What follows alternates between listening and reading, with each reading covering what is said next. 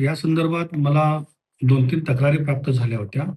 अहिल्यानगरच्या दिव्यांग सावली दिव्यांग संघटना आहे, त्यांच्यामार्फत मला एक 2-3 लेटर्स आली होती. त्याच्यामध्ये त्यांनी काही सर्टिफिकेट्सबद्दल त्यांनी साशंकता व्यक्त केली होती आणि त्यांनी विनंती केली होती की याच्याबद्दल थोडी पडताळणी करण्यात यावी.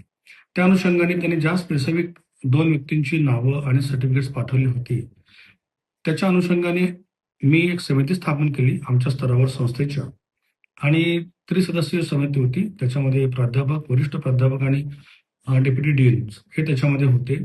त्यांनी 3-4 दिवसामध्ये त्याचं संपूर्ण विश्लेषण करून ती सर्टिफिकेट्स बोगस असल्याची मला कल्पना दिली आणि तसा लेखी अहवाल त्यांचा प्राप्त झाला.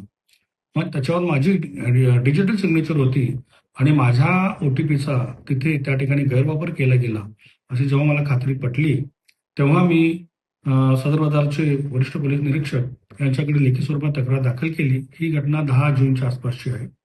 त्यानंतर आणखी 4 प्रमाणपत्र मला अशाच पद्धतीने बोगस पद्धतीने निर्गमित झाली आहेत, असं माझ्या लक्षात आलं.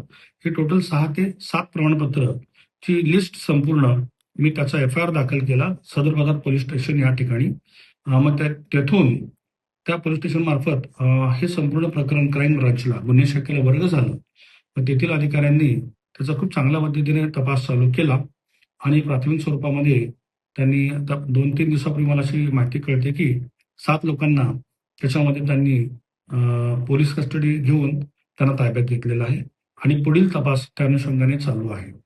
त्याच्यामध्ये माझ्या कार्यालयातील म्हणजे वैद्यकीय अधीक्षक कार्यालयातील 2 लिपिक श्रीयुत वसीम खान आणि सागर राजपूत यांची नावे त्याच्यामध्ये प्रथमदर्शनी निष्पन्न झाली आणि त्यांना पोलिसांनी ताब्यात घेतलेलं आहे.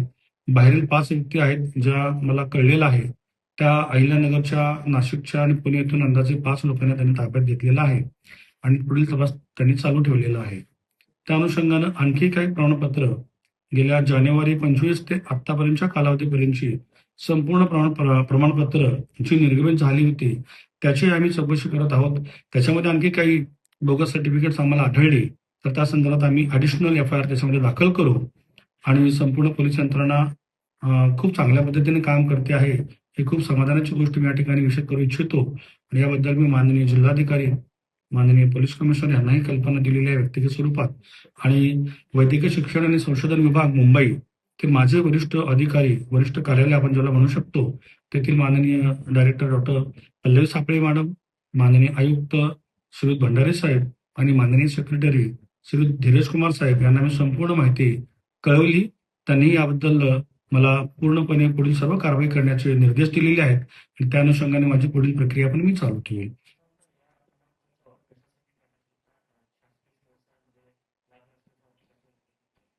आता या 6-7 पैकी 8 प्रमाणपत्रांपैकी 2 प्रमाणपत्रांमध्ये जी प्राथमिक इन्क्वायरी झाली, चौकशी झाली, त्याच्यामध्ये पहिल्या व्यक्तीने पाटबंधारे खात्यामध्ये अहिल्यानगरला शासकीय नोकरी घेतली होती आणि दुसरी व्यक्ती जी आहे ती बहुतेक भूमी अभिलेख विभागामध्ये कार्यरत आहे, अशी मला प्राथमिक माहिती आहे. बाकी 6 लोकांची माहिती त्यांनी कोणत्या पर्पजसाठी ते प्रमाणपत्र घेतलं आणि त्याचा वापर कोणत्या ठिकाणी केला गेला याची अजून आम्हाला कल्पना नाहीये. पण त्यांचे सर्टिफिकेट मात्र बोगस असल्याचे निष्पन्न झालं. त्याचं पण मी ॲडिशनल एफ-आय-आर पोलिसांकडे दाखल केलेला आहे. माझ्याकडे याच्यामध्ये डेफिनेटली काय माहिती नाहीये. पोलीस तपास, तफ्तीश आणि चौकशी चालू आहे. त्याच्यामध्ये असा काय ऍस्पेक्ट आहे असण्याची दाट शक्यता आहे आणि पोलीस त्याच्या पाठीमागे संपूर्णपणे तपास करून आरोपींना शासन करतील आणि योग्य तो तपास पुढे नेतील अशी मला आशा वाटते. आज पोलिसांकडून मला तपास यंत्रणेकडून पत्र प्राप्त झालं आहे. त्याच्यामध्ये त्या दोघांना ताब्यात घेतल्याचं त्यांनी मला लेखी स्वरूपात कळवलेलं आहे आणि मी आज आता आयुक्त कार्यालयाला पुढील प्रक्रिया करण्यासाठी आणि पुढील सर्व त्यांना प्रशासकीय कारवाई करण्यासाठी मी आज पत्र लिहिले.